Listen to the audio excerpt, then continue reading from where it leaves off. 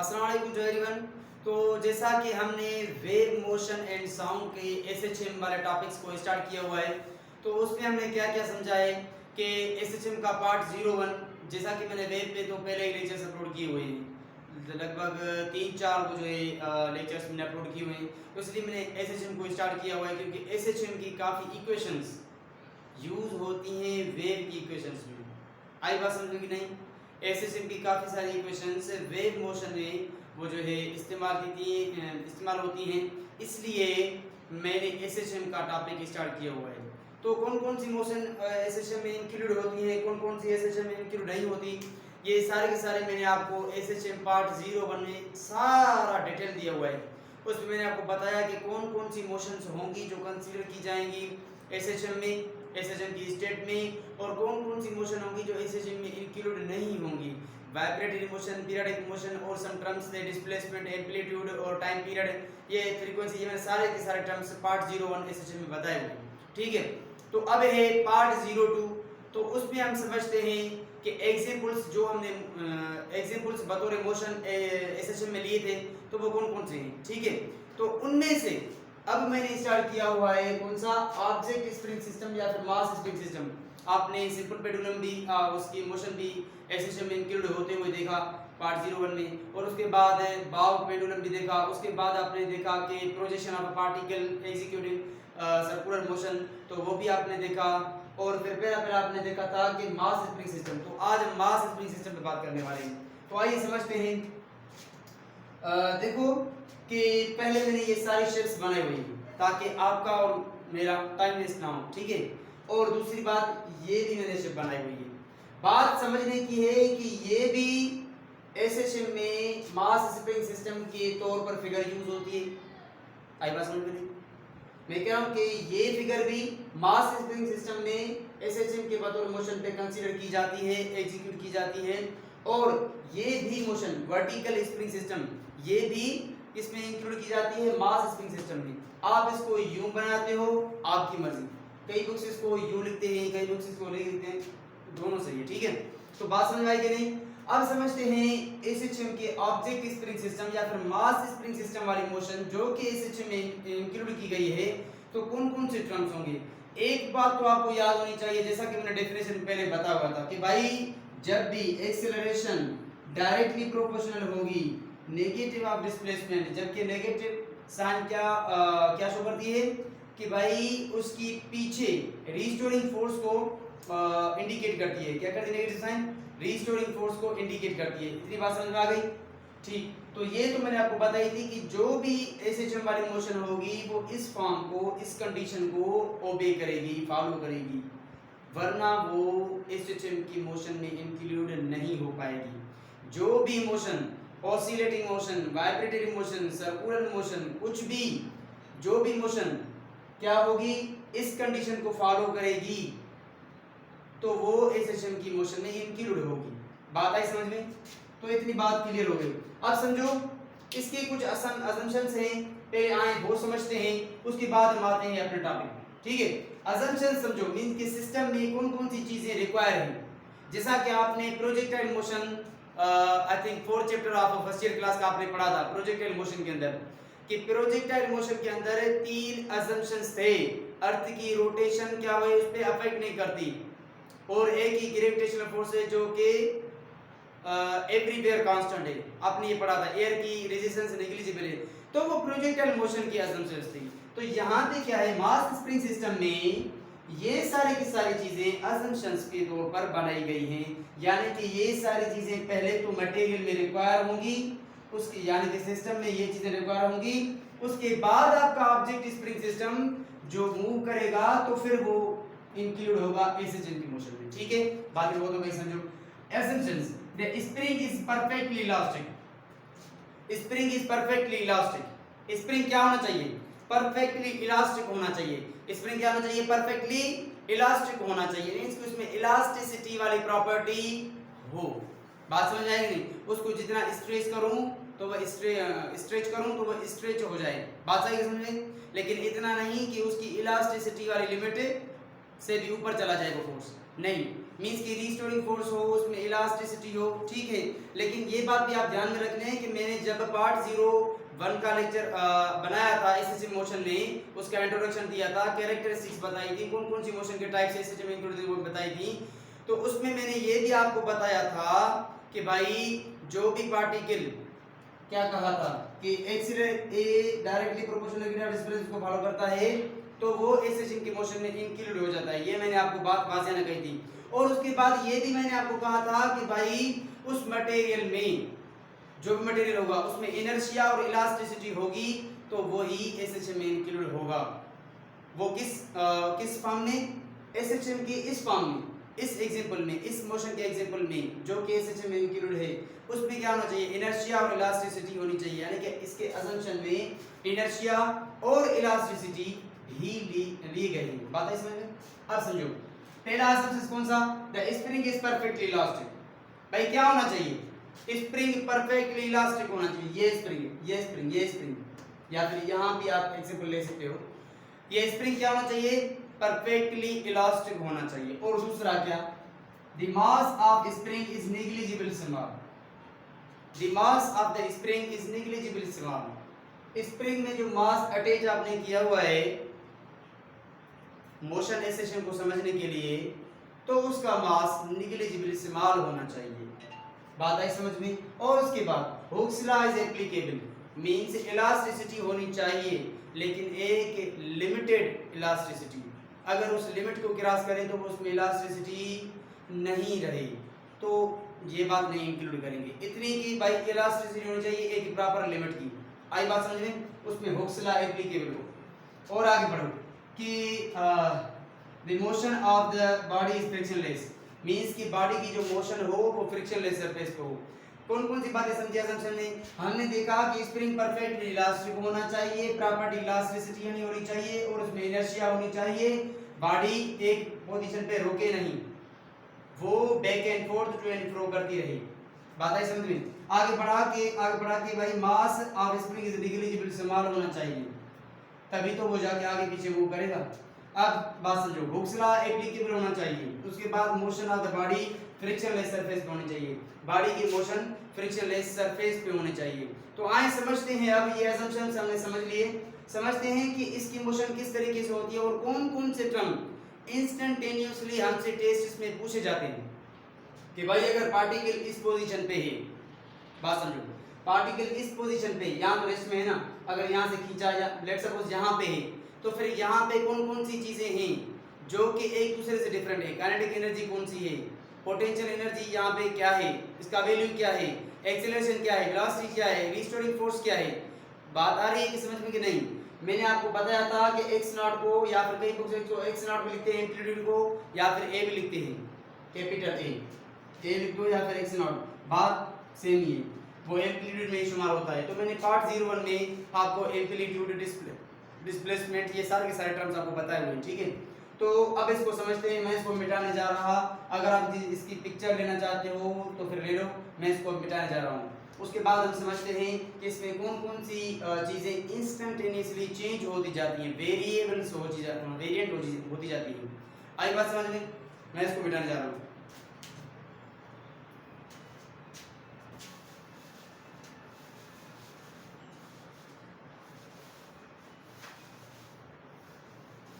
देखो ये एसएचएम का टॉपिक था, अब आप वेव में मत जाना, एसएचएम खुद वेव नहीं, उसकी इक्वेशंस यूज होती हैं। मैं ये बात आपको पार्ट 0 में बता चुका हूँ कि एसएचएम वेव नहीं, एसएचएम वेव नहीं, ये एक ऑसिलेटरी वाइब्रेटरी मोशन का टाइप है जो कि पीरियडिक होता है, ठीक है। एसएचएम खुद वेव नहीं है, लेकिन उसकी इक्वेशंस जो होती हैं वो तकरीबन तौर पे वेव मोशन पे रिलेटेड होती हैं। बात है समझ में? इक्वेशंस अब समझिए कि क्या हो क्या रहा है। मैंने देखो फिगर पे नंबर दिए, पहली फिगर, दूसरी, तीसरी, वहां पे बनाया हुआ है। पहले समझते हैं कि हो क्या रहा है, इंस्टेंटेनियसली कौन कौन सी चीजें चेंज होती जाती हैं, और उसके बाद हम लास्ट में एक नोट पॉइंट्स 3-4 चीजें नोट पॉइंट लिखेंगे जो कि आपका सारा कॉन्सेप्ट क्लियर हो जाएगा। समझो, ये था सिंपल हार्मोनिक मोशन का type, object mass spring system वाला, और इसमें अब हम लिखने जा रहे हैं पॉइंट्स, कौन कौन सी, कि भाई इसमें इंस्टेंटेनियसली कौन कौन सी चीजें चेंज होती जाती हैं। बात समझो, पहली फिगर में,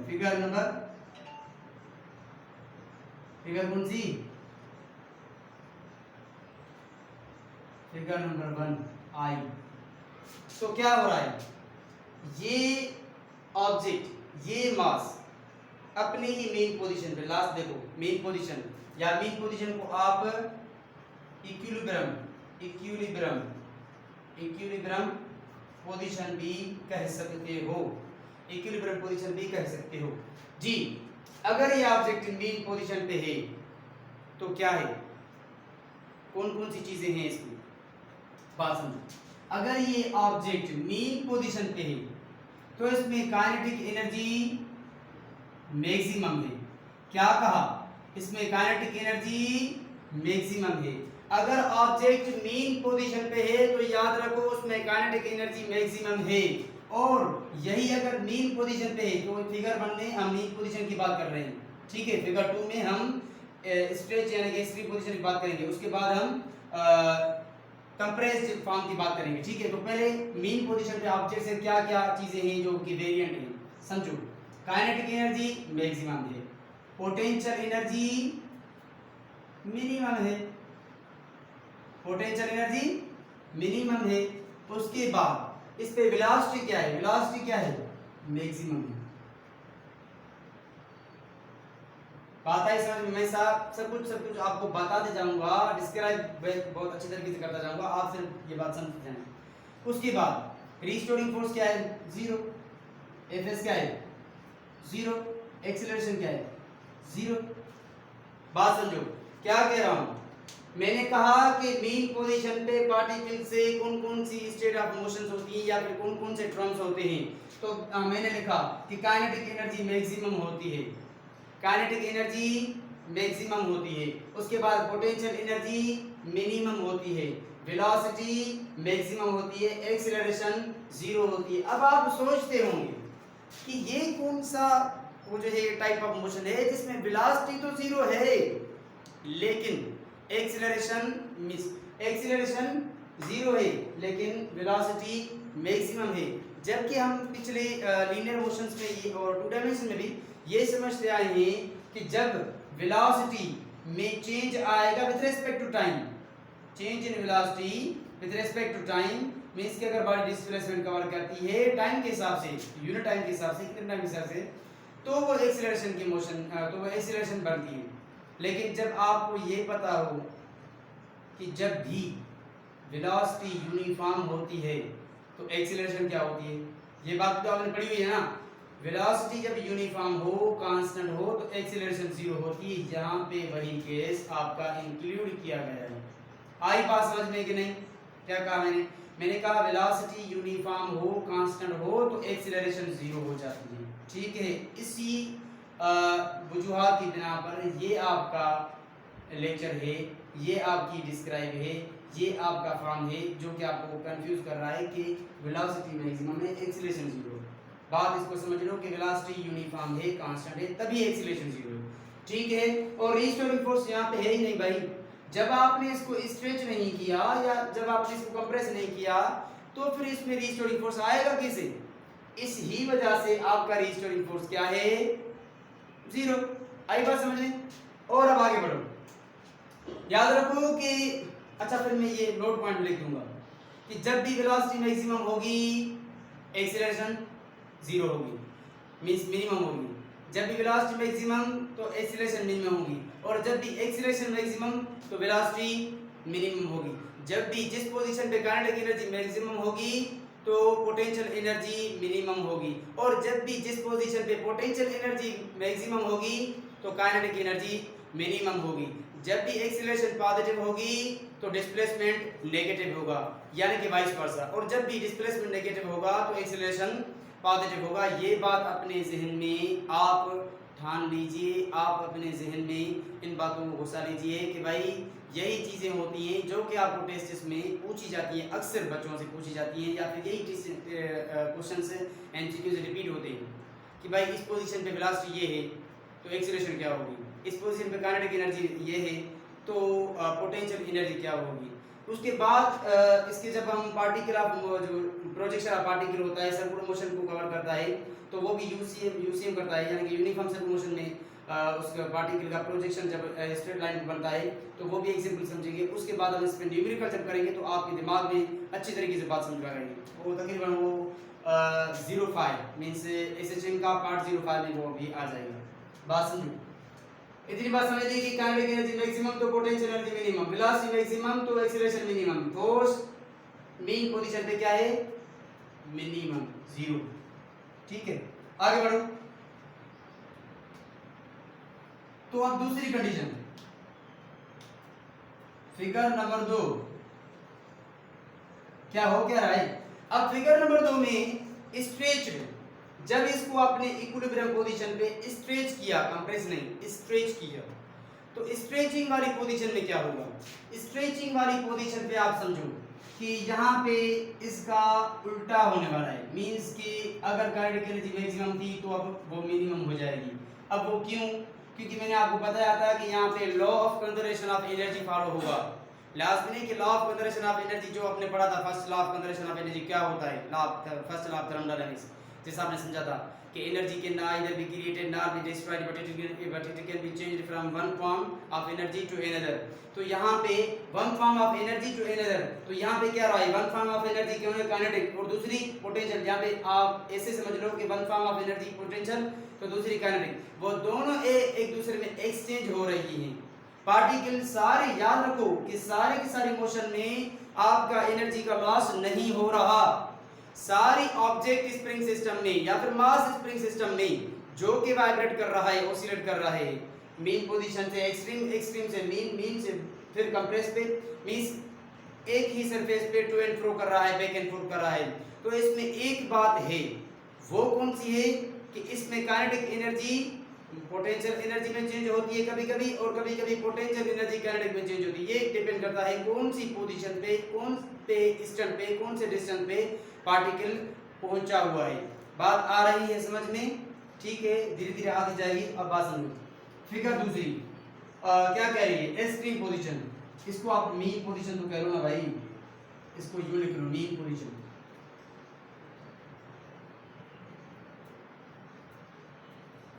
मीन पोजीशन आई बात समझ में। अब दूसरा क्या है, एक्सट्रीम पोजीशन।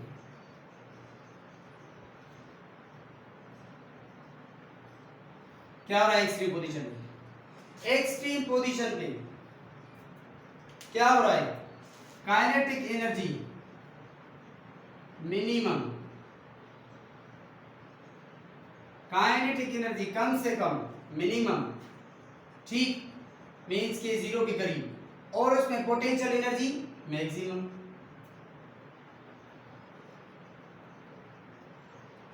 आई बात समझ में कि नहीं, काइनेटिक एनर्जी मिनिमम जबकि पोटेंशियल एनर्जी मैक्सिमम, क्योंकि इलास्टिक रिस्टोरिंग फोर्स वो जो है मीन पोजीशन पे डायरेक्शन शो कर रहा है। नई बात समझ, acceleration directly proportional negative displacement x, ये क्या कर रहा था, ये क्या कर रहा था, नेगेटिव साइन इंडिकेट कर रहा था कि एक रिस्टोरिंग फोर्स है जो कि मीन पोजीशन पे खींच रहा है।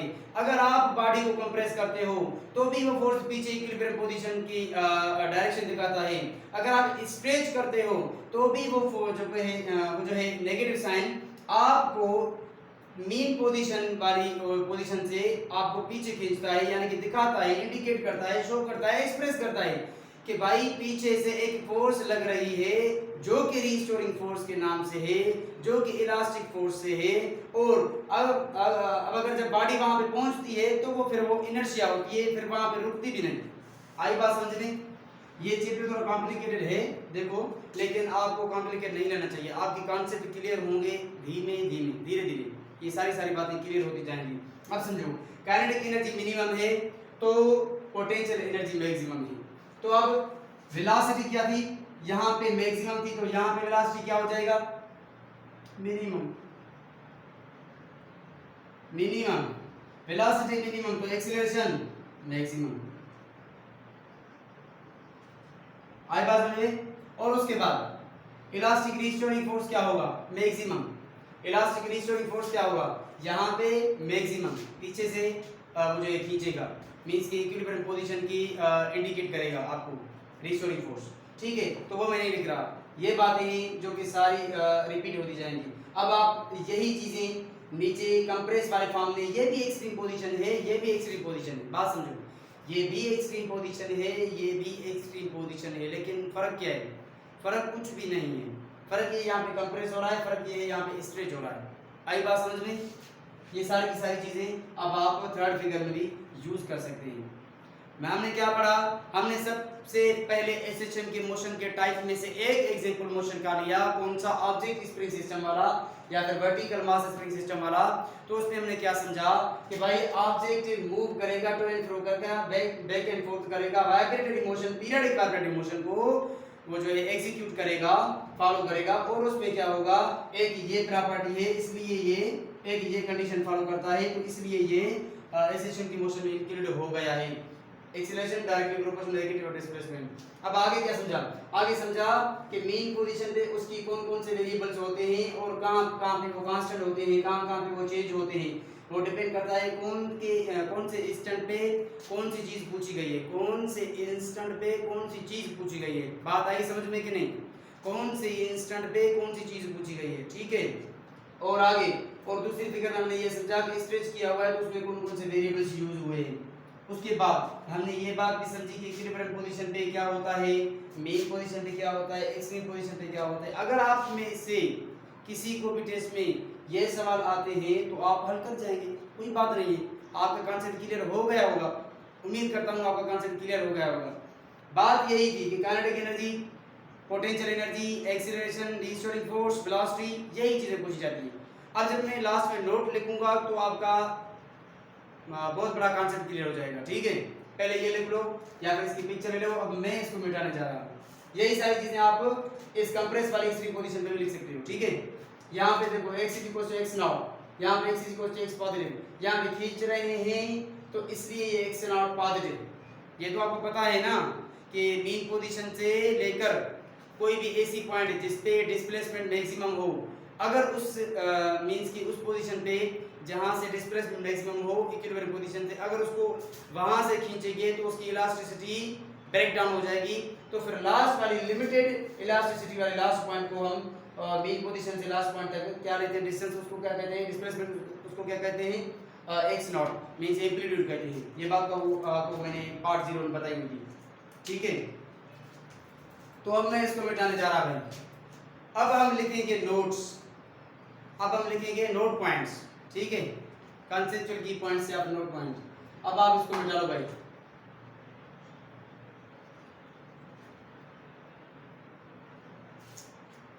ठीक है, हाँ भाई। अब नोट पॉइंट्स में क्या क्या है, क्या है नोट पॉइंट्स में? देखो अब आपने ये तो समझा कि ऑब्जेक्ट स्प्रिंग सिस्टम में law of conservation of energy follow होता है, ठीक है। तो इसका मतलब क्या है, अब समझो।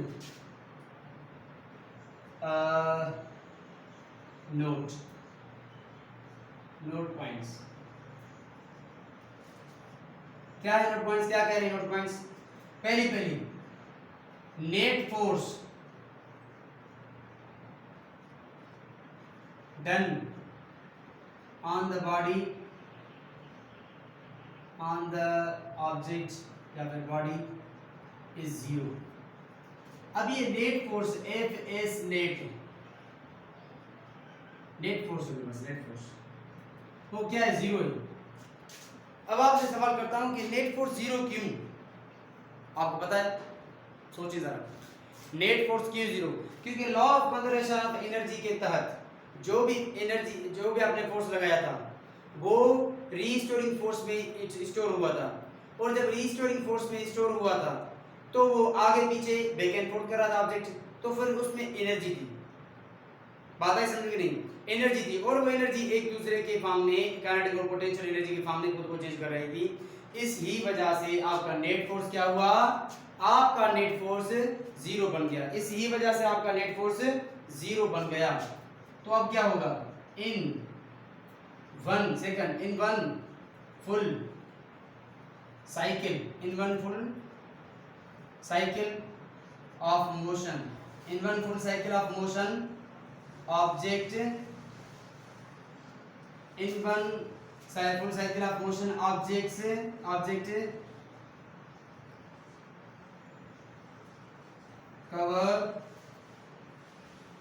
covers displacement of 4 times of x naught। बात समझो, एक पूरी साइकिल ऑफ मोशन में क्या हुआ, ऑब्जेक्ट ने एक बात की, ऑब्जेक्ट ने एक काम किया, ऑब्जेक्ट ने एक मोशन क्लियर की, कौन सी, कि भाई उसने x is equals to 4 times of x naught means amplitude के 4 टाइम्स पे ये इसने डिस्टेंस कवर किया। अब आप देखो, मीन पोजीशन से लो, एक्सट्रीम पोजीशन से लो या फिर कंप्रेस वाली पोजीशन से लो, आप जिस भी पोजीशन से लेते हो, अगर वो पार्टिकल वहां से जाता है, मीन को क्रॉस करता है, एक्सट्रीम पे पहुंचता है, एक्सट्रीम को क्रॉस करके वापस मीन पे आता है, मीन से लेके फिर कंप्रेस पे आता है, तो भी आपकी एक साइकिल, एक वाइब्रेशन, ठीक है, कंप्लीट हो जाएगी, एक ऑसिलेट कंप्लीट हो जाएगी। बात समझो, अगर आप मीन पोजीशन से एक पार्टिकल को स्ट्रेच करते हो, बात समझो, ध्यान से बात समझो, ये एक पॉइंट वाली बात है, यही एमसीक्यू बिल्कुल आता है टेस्ट में। कौन सा, यहां से लेकर आप ऑब्जेक्ट को खींच रहे हो, आपने यहां पे स्ट्रेच किया, बात समझो, अब जब पार्टिकल यहां से जाएगा फिर कंप्रेस होके अगर मीन पोजीशन पे पहुंचेगा तो वही आपकी एक साइकिल पूरेगी। बात समझो, कैसे कि यहां से आपने खींचा, एक्सट्रीम पोजीशन पे आया और एक्सट्रीम पोजीशन से छोड़ा तो वो रुका नहीं, वो एक पोजीशन पे किस में रुका नहीं, वो मूव बैक एंड फोर्थ करता रहा, टू एंड फ्रो करता रहा, एक्सट्रीम पोजीशन पे मीन पोजीशन से लेके आए और उस ऑब्जेक्ट ने क्या किया, एक्सट्रीम पोजीशन पे आया और वहां पे आपने छोड़ा तो वो सीधा मीन पोजीशन पे, यानी कि एक टाइम, यानी कि x = x नॉट, यहां से छोड़ा तो x = x नॉट, यहां पे आया, फिर यहां से लेके यहां पे आया, x = बात समझो, x = 2 times of x not, यहां लेके आए फिर छोड़ा तो फिर यहां से लेके यहां तक 1, यहां से लेकर यहां से 2, यहां से लेकर यहां से 3, यहां से लेकर यहां तक 4, यहां पे 3, जब पीछे आएगा तो फिर x = 4 times of x not, यहां पे 4 टाइम्स। नहीं है बात समझ में, देखो यहां से देखो, अगर आपने स्ट्रेच किया हुआ है तो फिर अगर आपने इसको छोड़ा यहां से तो एक टाइम ये मीन पोजीशन थी, 2 टाइम ये एक्सट्रीम पोजीशन थी, पीछे वाले एक्सट्रीम कंप्रेसर पोजीशन, क्या कहा, यहां से छोड़ा तो ये मीन पोजीशन पे, मीन पोजीशन पे रुका नहीं, पीछे क्या कंप्रेस पे, एक टाइम, यहां पे 2 टाइम, फिर यहां से मीन पोजीशन पे 3 टाइम और फिर यहां से लेकर फिर वही स्ट्रेच वाले पोजीशन पे 4 टाइम। आई बात समझ में? तो यही होता है, एक पूरी ऑसिलेशन में क्या होता है, डिस्प्लेसमेंट कवर किया जाता है एक पार्टिकल से कितना, 4 times of x not, amplitude के 4 टाइम पे इस पे डिस्प्लेसमेंट कवर किया जाता है। आई बात समझ में है कि नहीं? ठीक है, तो लास्ट में क्या होगा, the motion of object suspended from vertical spring also included in this type of motion, the motion of object, the motion of object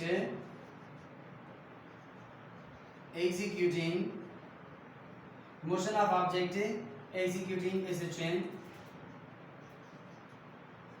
is also in form of vertical mass spring system। क्या हो गया, motion of object executing as a chain is also in form of vertical spring mass system। vertical spring mass system में भी आपको means आपने बताया ना, मैंने आपको बताया पहले कि आप इस फॉर्म से भी ले सकते हो, यानी कि इस शेप में भी आप मास स्प्रिंग सिस्टम को, वो जो है सिस्टम को ले सकते हो एसएचएम में, और इस फॉर्म में भी ले सकते हो, कई लोग से इस फॉर्म में लेते हैं, कई लोग से इस फॉर्म में लेते हैं, ठीक है, तो यही इंक्लूड हो जाता है।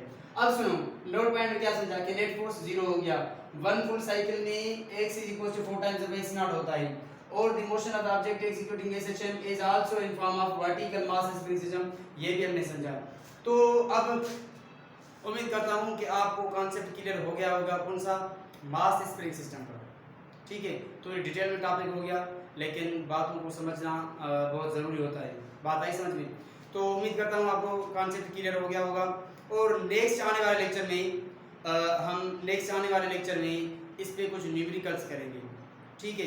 लेकिन उससे पहले हम एक काम कर रहे हैं, कौन सा, इसकी इक्वेशन बना लेंगे, जो कि इक्वेशन सारे फॉर्म्स में यूज होती है, ठीक है। तो इसको मैं मिटाने जा रहा हूँ। अब समझो, इक्वेशन होती है ना, उसकी वो लिख ली। कौन सी इक्वेशन होती है, सुनो, एफ एस क्या है, रीस्टोरिंग फोर्स। क्या हो रहा है यहाँ पे रीस्टोरिंग फोर्स से, वो क्या कह रहा है, डायरेक्टली प्रोपोर्शनल है आपके नेगेटिव डिस्प्लेसमेंट्स। आई बात समझ में कि नहीं, आपका रीस्टोरिंग फोर्स नेगेटिव से डायरेक्टली प्रोपोर्शनल है। अगर आप इसको क्या करो, प्रोपोर्शनलिटी हटा दो, यहाँ पे के कांस्टेंट रख दो, K constant multiply X minus K into X, ठीक। अब क्या है, आपने सेकंड लॉ ऑफ मोशन पे, second law, Newton second law में हमने सोचा था कि F is equal to m into A होता है, तो फिर यहाँ पे एफ एस पे वो लिख दो, m into A is equal to minus K into X, ठीक। अब कांस्टेंट एक साइड पे कर दो, माइनस के बाई एम इंटू एक्स। आई बात समझे, तो इसको हम क्या कहते हैं, कांस्टेंट, कांस्टेंट के बाई एम, के बाई एम, ये कांस्टेंट है। तो फिर यहाँ पे साइन ऑफ प्रोपोर्शनलिटी माइनस बाहर और एक्स यहाँ पे, कांस्टेंट को हटा के मैंने प्रोपोर्शनलिटी, और मैंने आपको ये बता दिया कि प्रोपोर्शनलिटी में कांस्टेंट के बाई एम होता है, ठीक है। ये भी कांस्टेंट है ये भी कांस्टेंट है। अब यहाँ पे है क्या, ये के क्या है, के स्केलर क्वांटिटी है, और इसका यूनिट क्या होगा, यहाँ से यूनिट निकालो के का, तो फिर न्यूटन बाय मीटर, इसका यूनिट क्या होगा, ऐसा है कौन सा, न्यूटन बाय मीटर। ये क्या करती है, ये मेजर करती है, it measures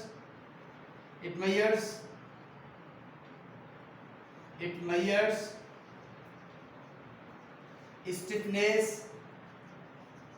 and softness of spring. बात है समझ में, इसका न्यूटन बाय मीटर ऐसे